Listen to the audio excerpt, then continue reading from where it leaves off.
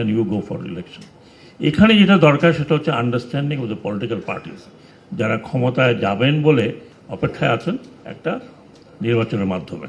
নাও নির্বাচন পদ্ধতি নিয়ে অনেক রকমের কথা আছে, আমরাও অনেক আলোচনা করেছিলাম যে ওদের it will be PR or it will be majoritarian system. এটা দুটো বিষয়, দুই রকম, দুটোই ম্যারিট ডিমেরিট আছে। আমার মতে ছিল যে partially PR, partially majoritarian system, এটা যদিও আলী রিয়াজ সাহেবের জায়গায় আসবে নিশ্চয়ই, then there has to be constitutional change. আমার যেটা আপনি বলেন আর কি আছে, আমি মনে করি যে সংসদ শুড বি অ্যাবাউট 400, যার মধ্যে 100 should be of women and they can come in PR. এটাও আমার লেটেস্ট আমি একটা আর্টিকেলে লিখেছি। দ্বিকক্ষ অবশ্যই এটা হতেই হবে বাংলাদেশে। দ্বিকক্ষ যদি হয় তাহলে আমি মনে করি সেই জায়গাতে বিভিন্ন রকমের মানুষ আসবে এবং তারা আমার মনে হয় যে একটা গাইডলাইন তৈরি করতে পারে ডিউরিং ইলেকশন। সেখানে হয়তো তত্ত্বাবধায়ক সরকার আলাদা করে প্রয়োজন হবে না, তাদের মধ্যে দিয়েই হতে পারে।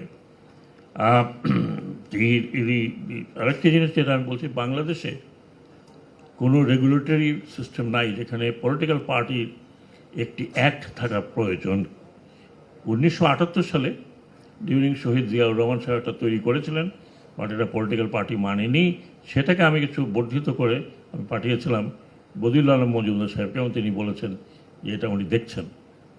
Political party act must be there, না হলে এই পলিটিক্যাল পার্টিগুলোর যে কতগুলো দায় দায়িত্ব, কতগুলো করণীয়, সেগুলো কিন্তু আমরা দেখছি না। আমরা দেখছি পলিটিক্যাল পার্টি তৈরি হয়, তারপরে থেকে একটা কোন্দল শুরু হয়, তারপরে এক পার্টি আরেক পার্টিকে খেয়ে ফেলে, এই ধরনের। তো আমার মনে হয় যে পলিটিক্যাল পার্টি একটা খুব জরুরি। সেটা কনস্টিটিউশন অ্যামেন্ডমেন্টের প্রয়োজন হবে না, এটা যে কোনো জায়গায় হতে পারে। কনস্টিটিউশনে অনেক বিষয় আছে, সেগুলো আর যাচ্ছি না। সেখানে মেজর যদি চেঞ্জ হয় সেটা হবে what type of voting system we are going to have, PR, mixed or completely majoritarian. Majoritarian হলেও কোনো অসুবিধা